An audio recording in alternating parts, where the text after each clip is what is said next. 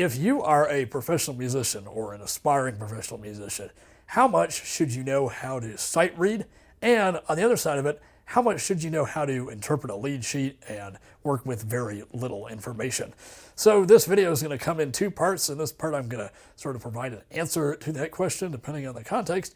And in the second part next week, I will talk about some ways to practice that and some ways to bring it together musicians of very different backgrounds. I was just thinking about this because recently I've been performing a lot of different music with a lot of different musicians. And I was thinking, is it possible, and I would really like to do this in the near future, to put together a concert with classical musicians and jazz musicians performing together at the same time. I would really like to do that and figure out a way to put that together. And it's just a thought in my mind at this point. But I know Oberlin College actually does something similar. They have an initiative of some kind. I don't know much about it, but it was where they could, bring together musicians of different backgrounds and have them perform together. So I think, these two things are very, very important. So starting off with sight reading ability. So I think, be able to read simple things. It doesn't have to be this. This is actually a good example. I'm working on this. I've just started it. This is aria in rondo for piano and contrabass. Really quite challenging, and I'm going to perform it with a double bassist. So that's what I'm working on, but probably not expected to sight read things of this difficulty unless you're in a very specific environment. Maybe you're performing on a film orchestra or something, and you have something like this.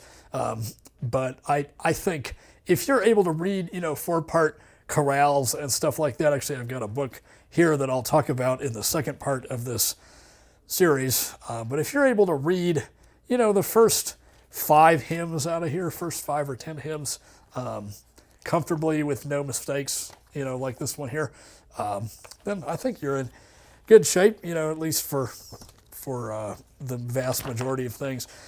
Now, I was actually on a recording session in the spring and with a big band, and we had a composer, and he wanted to record his work. And so I was called to do this session, and I had no preparation. I had no music beforehand. I got to the room and the music was on the piano already, got together, taped everything for me, and I read it down, and it was not easy. It wasn't to the level of this, but it was not easy. It had very irregular phrases. It had some 4-bar phrases, some 3-bar phrases, some measures of odd meter where it changes, the subdivision of the odd meter. So it was challenging. And we did, I think, 3 or 4 takes. I actually never nailed the ending. Incidentally, I will admit, the ending was always a little bit shaky, but we did that session and it was fine, and it all went perfectly great, and he was happy with how it came out and whatever. So, you have those situations as well. So, I think if you're able to read, multiple voices, I think that's what the hymns give you, multiple voices. If you're able to do that, then, then you get used to reading multiple voices, and then where the notes are and all that. And so I'll talk about that in much more detail in the second part, sort of how to practice this. But I think that's a good goal to start with, and then once you get comfortable with that, then you can sort of move on to more complex things, maybe sight read some Bach or, simple, Haydn or Mozart, piano sonatas or whatever. I was just actually working on that for sight reading practice the other day. If you just, think about how you want to develop your own skills and align it with how you want to do it. But I think that's a good starting place.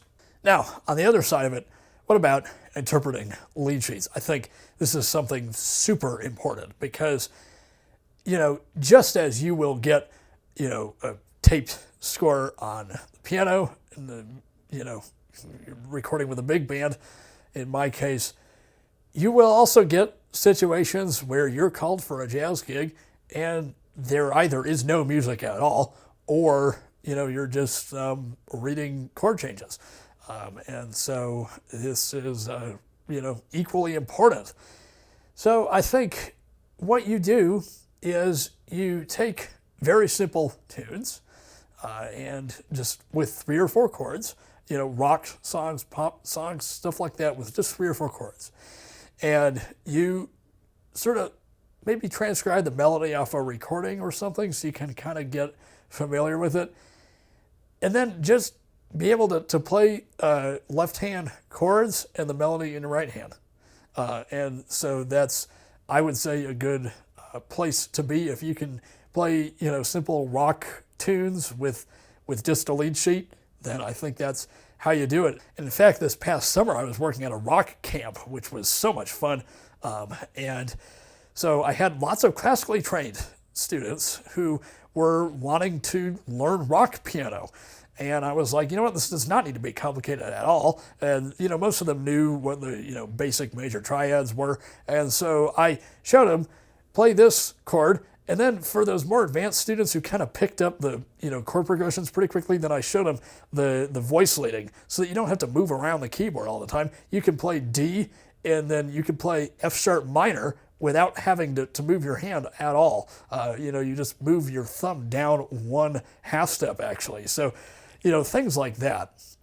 And so I think if you're able to do that, then you are in pretty good shape, I would say. And in fact, to be perfectly honest, it's all about faking it. Because, when I was reading that big band chart, did I read all of the notes on the page? Probably not. Did I read most of them? Yes. And did it go perfectly fine? Yes. So I think that's really what it's all about. Now, at the same time, if you're handed a lead sheet, with a bunch of sharp 11 chords, then don't play all that stuff. Just play what you know how to play. And I think that's the most important part. You play what you know how to play. Don't try to play what you don't know how to play, because if you don't, then, it's not going to work. And I think the final point I'm going to make in this video is ultimately, I get it's not, the most comfortable thing to be put on the spot and do something that you're unfamiliar with and uncomfortable with. But at the end of the day, if you have that experience enough times, it doesn't even matter anymore. And so it's part of the reason why I don't get stage fright. I don't think I've had a sense of stage fright in at least 5 years.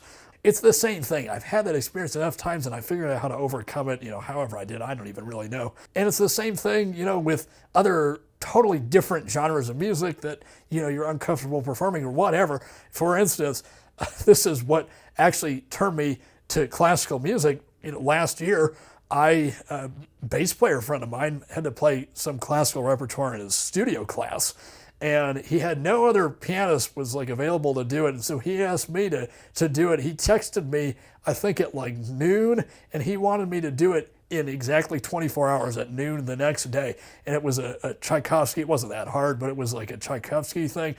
I don't even care anymore. I honestly don't care anymore. And it's just something to be mindful of and to think about, and I know everybody's different. I know that you are watching this video are not me, and we all have different experiences. But at the end of the day, I really think if you have enough times where that happens, it doesn't matter anymore.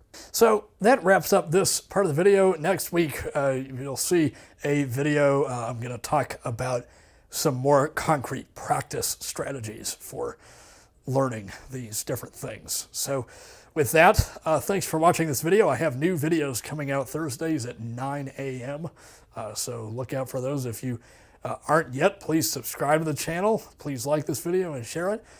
So with that, thanks for watching this video, and I hope you enjoyed it.